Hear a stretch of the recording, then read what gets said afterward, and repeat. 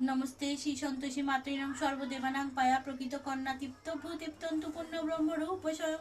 জয় মা সন্তোষী মায়ের জয়, জয় মা সন্তোষী মায়ের জয়, জয় মা সন্তোষী মায়ের জয়, জয় সকল দেবদেবীর জয়, জয় সকল দেবদেবীর জয়, জয় সকল দেবদেবীর জয়।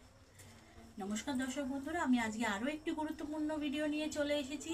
সেটা হলো আমরা এই শিবরাত্রি বা যে কোনো পুজো পার্বণে আমরা মন্দিরে যাই পুজো দিতে, কিন্তু মন্দিরে গিয়ে এই বিশেষ ভুলটা তোমরা অনেকেই করো বা বেশিরভাগ সবাই আমরা করে থাকি। এই ভুলটা আজ থেকে আমরা করব না। কি করব না?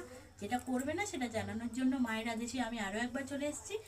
তোমরা পুরো ভিডিওটা দেখে নাও।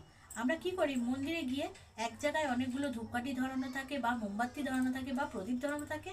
সেখান থেকে আমাদের বাড়ির ধূপকাঠিটা যেটা আমরা নিয়ে যাই পুজো করার জন্য, সেই ধূপকাঠিটা আমরা অন্য কারোর মোমবাতি বা প্রদীপ থেকে ধরিয়ে নিই না। এই ভুলটা তোমরা একদমই করবে না। অবশ্যই তোমরা যখন পুজো দিতে যাচ্ছ তখন তোমরা নির্দিষ্ট মোমবাতি, ধূপকাঠি, প্রদীপ বা দেশলাই কাঠি, মেন হচ্ছে দেশলাই কাঠি বা দেশলাই বাক্স বা আগুন ধরানোর জিনিস, সেটা তোমরা সাথে করেই নিয়ে যাও। নিয়ে গিয়ে নিজের ধূপটা নিজে জ্বালাও। এবারে তোমাদের আমি বলে রাখি কেন। নিশ্চয়ই ধূপ ধুনো দিয়ে মাকে আরতি করার পরে বা বাবাকে আরতি করার পরে তখন সেই ধূপকাঠিটা ওখানে জ্বালিয়ে রেখে চলে আসে।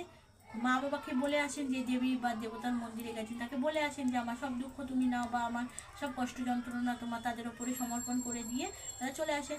যখন তুমি তাদের ধূপকাঠি থেকে ধরাচ্ছ, তার জন্য কিন্তু তোমার একটা অশুভ প্রভাব তোমার শরীরের ওপর পড়তে পারে বা সংসারের ওপর পড়তে পারে।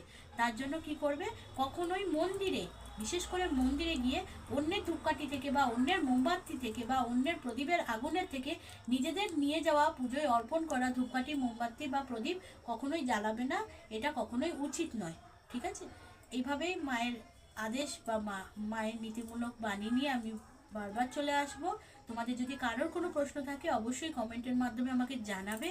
যদি ভালো লাগে ভিডিওটিতে লাইক করবে, চ্যানেলটিতে সাবস্ক্রাইব করে আমাদের পাশে থাকবে। মায়ের আশীর্বাদ সবসময় তোমাদের সঙ্গে থাকো। তোমরা সবাই ভালো থাকো, সুস্থ থাকো, এই কামনাই করি।